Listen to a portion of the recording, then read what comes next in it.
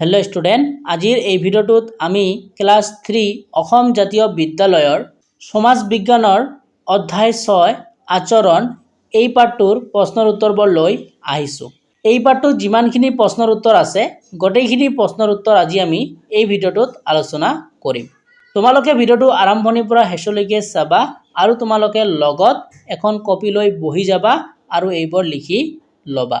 যদি চ্যানেলটোত প্ৰথমবাৰৰ বাবে নতুন হয় চ্যানেলটো সাবস্ক্ৰাইব কৰি ৰাখিবা আৰু যদি কোনোবাই সমাজ বিজ্ঞানৰ আগৰ ভিডিওবোৰ চোৱা নাই আমাৰ চ্যানেলত দিয়া আছে তোমালোকে চাই লবা।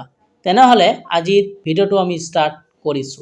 চেপ্টাৰটোৰ নাম হল আচৰণ অৰ্থাৎ বিহেভিয়াৰ। এতিয়া আমি ইয়াৰ প্ৰশ্নৰ উত্তৰবোৰ চাও। তোমালোকক অনুশীলনীৰ 1 নম্বৰ প্ৰশ্ন দিয়া আছে হয় নে নহয় লিখা। তো ইয়াৰ ক নম্বৰটো দিয়া আছে ছাত্ৰ ছাত্ৰীয়ে ৰাতিপুৱা সোনকালে শুই উঠিব লাগে। তো এই কথাটো সোচা হয় তোমালোকে হয় বুলি লিখিবা। তাৰ পিছত খ নম্বৰটো কি দিয়া আছে খ নম্বৰটো দিয়া আছে খং উঠিলে বয় বস্তু দলিওৱা অভ্যাসটো বিয়া।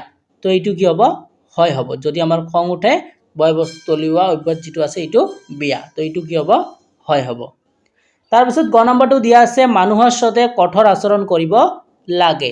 তো এইটো মিছা কথা অৰ্থাৎ এইটো নহয় হ'ব। মানুহৰ সৈতে কঠোৰ আচৰণ কৰিব নালাগে। তো ইয়াতে কি হ'ব নহয় হ'ব। তাৰ পিছত ঘ নম্বৰটো দিয়া আছে যান বাহন নিয়ন্ত্ৰণকাৰী নিৰ্দেশ পালন কৰিব নালাগে। তো এইটো কি হ'ব নহয় হ'ব কাৰণ যান বাহন নিয়ন্ত্ৰণকাৰী নিৰ্দেশ পালন কৰিব লাগে। ঙ নম্বৰটো দিয়া আছে বিপদত মানুহক সহায় কৰিব লাগে। তো এইটো কি হ'ব হয় হ'ব। তো মই তোমালোকক 1 নম্বৰৰ প্ৰশ্নৰ উত্তৰবোৰ লিখি দিলো। আশা কৰিছো তোমালোকে লিখি ললা। তাৰ পিছত 2 নম্বৰ প্ৰশ্নটো দিয়া আছে সচ আচৰণৰ অভ্যাস আমি বিদ্যালয়ত কেনেদৰে গঢ়ি তুলিব পাৰো। 3 নম্বৰটো দিয়া আছে সমনীয়াৰ সৈতে কেনে আচৰণ কৰা উচিত। 4 নম্বৰটো দিয়া আছে ৰাজহুৱা স্থানত মানুহৰ আচৰণ কেনে হ'ব লাগে। এনেকৈ তোমালোকৰ বুকত প্ৰশ্নবোৰ দিয়া আছে।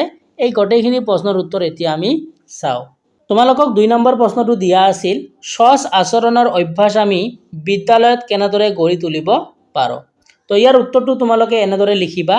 1 নম্বৰ পইণ্ট বিদ্যালয়ত শ্ৰেণীকোঠা কমা সভা সমিতি আদি নিয়মবোৰ মানি চলি সচ আচৰণৰ অভ্যাস গঢ়ি তুলিব পাৰো। তাৰ পিছত 2 নম্বৰ পইণ্টটো লিখিবা বিদ্যালয়ত ছাৰ বাইদেউৰ কথা মানি চলি সচ আচৰণৰ অভ্যাস গঢ়ি তুলিব পাৰো। তোমালোকে এই দুটা পইণ্ট লিখিলে হ'ব। ভিডিওটো পজ কৰি তোমালোকে লিখি লবা। তাৰ পিছত 3 নম্বৰ প্ৰশ্নটো দিয়া আছে সমনীয়াৰ সৈতে কেনে আচৰণ কৰা উচিত। তো ইয়াৰ উত্তৰটো তোমালোকে লিখিবা সমনীয়াৰ সৈতে খেলা ধূলা কৰোঁতে খেলৰ নিয়ম মানি চলিব লাগে। খেলত হাৰিলে বা জিকিলে খং আৰু আনন্দ কৰি নিজৰ আৰু আনৰ মনত দুখ দিব নালাগে। তাৰ পিছত 4 নম্বৰ প্ৰশ্নটো দিয়া আছে ৰাজহুৱা স্থানত মানুহৰ আচৰণ কেনে হ'ব লাগে লিখা। তো ইয়াৰ উত্তৰটো লিখিবা ৰাজহুৱা স্থানত অভদ্ৰ আচৰণ কৰিব নালাগে। ৰাস্তা ঘাট কমা যান বাহন ৰাজহুৱা ঠাই আদিত আনৰ অসুবিধা হোৱাকৈ একো কাম কৰিব নালাগে। তোমালোকে ভিডিওটো পজ কৰি লিখি লবা। তাৰ পিছত 5 নম্বৰ প্ৰশ্নটো দিয়া আছে সচ আচৰণৰ ক্ষেত্ৰত পালন কৰিব লগা 4টা দৰকাৰী কথা লিখা। তো তোমালোকে উত্তৰটো এনেদৰে লিখিবা। 1 নম্বৰ পইণ্টটো লিখিবা কোনো মানুহৰ লগত কঠোৰ আচৰণ কৰিব নালাগে। 2 নম্বৰ পইণ্টটো লিখিবা ডাঙৰক সন্মান আৰু সৰুক স্নেহ কৰিব লাগে। 3 নম্বৰটো লিখিবা পিতৃ মাতৃক সন্মান কৰিব লাগে।